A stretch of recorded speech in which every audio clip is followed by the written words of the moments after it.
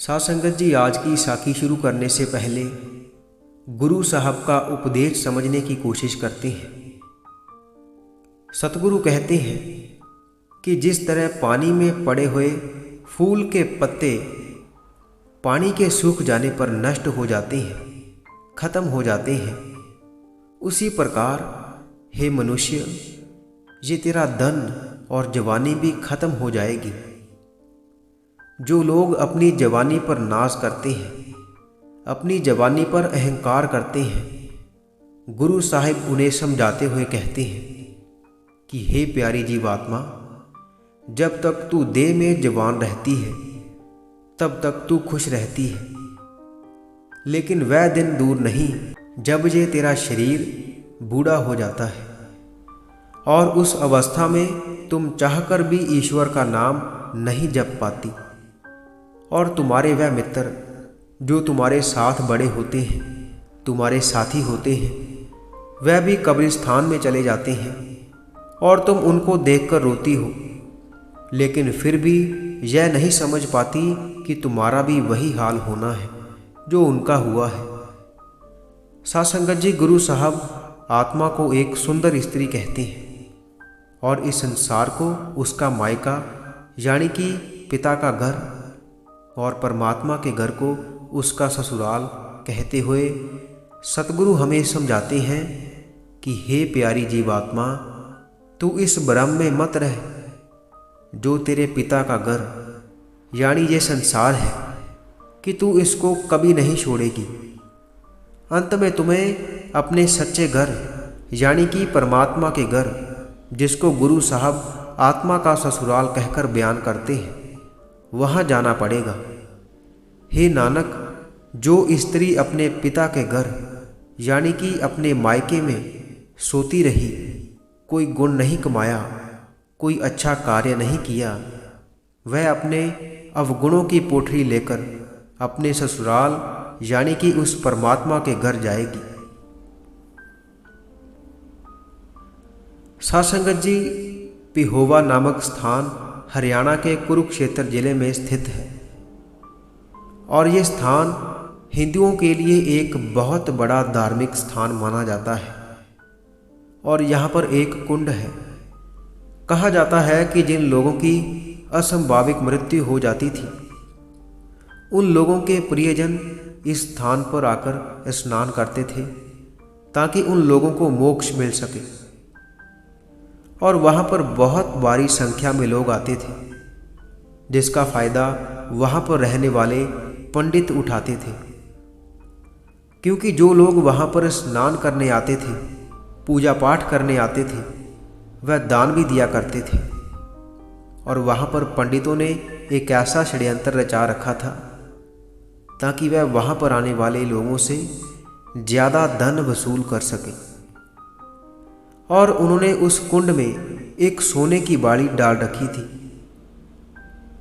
जिसको दिखाते हुए वह वहाँ पर आने वाले लोगों को कहते थे कि देखो, रात को एक भक्त ने इसमें सोने की छोटी सी बाली डाली थी, जो सुबह होते होते उसके आकार से 10 गुना बड़ी हो गई।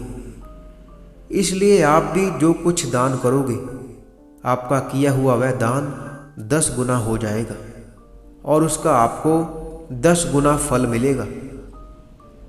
इसी बात को लेकर वहाँ पर लोग बहुत दान करते थे, जिससे कि वह पंडित बहुत खुश होते थे। तो साथ संगत जी, सतगुरु नानक जब संसार का भला करते हुए इस स्थान पर पहुँचे तो यहाँ पर एक धार्मिक मेला लगा हुआ था। साथ संगत जी, सतगुरु से भला क्या छुपा है, उनसे क्या छुपा होता है? वह तो अंतर्यामी होते हैं, जानी जान होते हैं। तो जब सतगुरु वहाँ पर गए तो उन्होंने उन पंडितों को उपदेश दिया जो लोगों को गुमराह कर रहे थे, जो वह सोने की बाली दिखाकर लोगों से धन की वसूली कर रहे थे। तो सतगुरु ने कहा, जिस तरह यहाँ पर दान का 10 गुना फल मिलता है, उसी प्रकार तुम्हारे पाप भी 10 गुना बढ़ जाएंगे।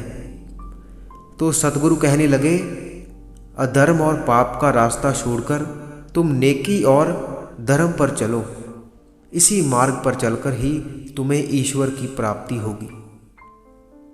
सासंगत जी पंडितों को उपदेश देकर सतगुरु जिस स्थान पर आए वहाँ पर आज गुरुद्वारा बावली साहब बना हुआ है। यहाँ पर दूर दूर से संगत गुरुद्वारा के दर्शन करने आती है। सासंगत जी संत महात्मा केवल मानव जाति का उद्धार करने के लिए ही इस संसार में जन्म लेते हैं। यहाँ तक कि वह इस संसार के दुखों को भी अपने ऊपर ले लेते हैं, जैसे कि सतगुरु हरकृष्ण जी ने किया था। सासंगत जी सिखों के 7वें गुरु सतगुरु हर राय जी के 2 पुत्र थे। उनके बड़े पुत्र का नाम राम राय था और छोटे पुत्र का नाम हरकृष्ण था, जो कि सिखों के 8वें गुरु थे। सासंगत जी बड़े पुत्र के होते हुए सतगुरु हर राय जी ने अपने छोटे पुत्र हरकृष्ण जी को गद्दी सौंपी थी, जिसका कारण था कि उनके बड़े पुत्र राम राय ने औरंगजेब के चंगुल में फंसकर सतगुरु नानक की वाणी बदल दी थी, यानी कि वह उनकी राह पर नहीं चल रहे थे। तो सासंगत जी जब बाबा राम राय जी को यह पता चला कि उन्हें गुरु नहीं बनाया गया है, तो उन्होंने अपने ताऊ धीरमल और कुछ अन्य सिखों के साथ मिलकर यह जताने की कोशिश की कि वही 8वें गुरु हैं। लेकिन सासंगत जी संगत को इस बात की खबर थी कि हमारे 8वें गुरु श्री गुरु हरकृष्ण जी हैं, जिसके कारण बाबा राम राय के सभी षड्यंत्र काम नहीं कर पाए और सभी तरफ से विफल होकर बाबा राम राय औरंगजेब के दरबार में जा पहुँचे। और वहाँ जाकर उन्होंने औरंगजेब को कहा कि मैं अपने पिता का बड़ा पुत्र हूँ, लेकिन मेरे होते हुए भी उन्होंने गुरु गद्दी मुझे नहीं दी, जबकि मेरे छोटे भाई श्री हरकृष्ण जी को दे दी है।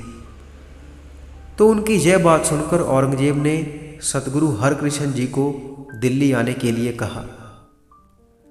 तो जब यह बात उस समय सतगुरु के सिखों को पता चली, तो वह भी सतगुरु के साथ जाने के लिए तैयार हो गए।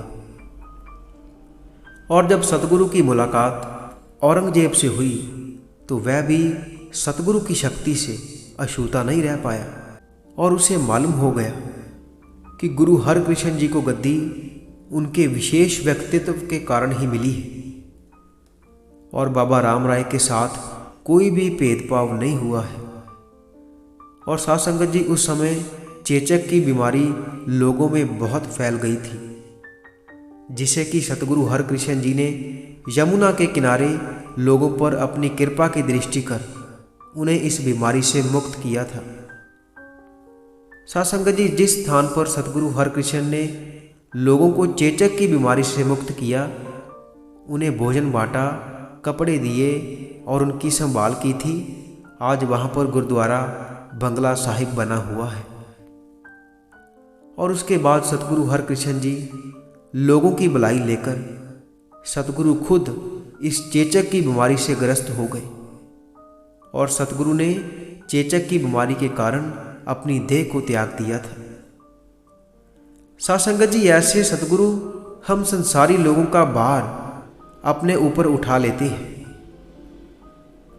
क्योंकि संत अपने शिष्य को तकलीफ में नहीं देख सकते और उनकी तकलीफ को दूर कर उसे अपने ऊपर लेकर और इस संसार का उद्धार कर इस संसार से चले जाते हैं।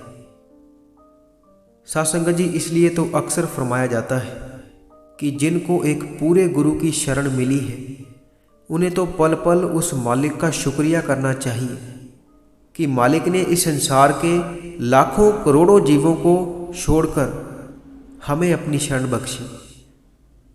उस मालिक ने अपने देह स्वरूप में आकर हमारा उद्धार कर दिया। साध संगत जी, इसी के साथ हम आपसे इजाज़त लेते हैं। कल मिलेंगे ऐसी ही रूहानी साखी के साथ। अगर आप रोज़ाना रूहानी साखियाँ और रूहानी विचार सुनना पसंद करते हैं तो आप इस चैनल को सब्सक्राइब कर लीजिए और साथ ही बेल आइकन पर भी ज़रूर प्रेस कीजिए, ताकि हम जैसे ही नई साखी अपलोड करेंगे उसकी नोटिफिकेशन आप तक पहुंच जाया करेगी।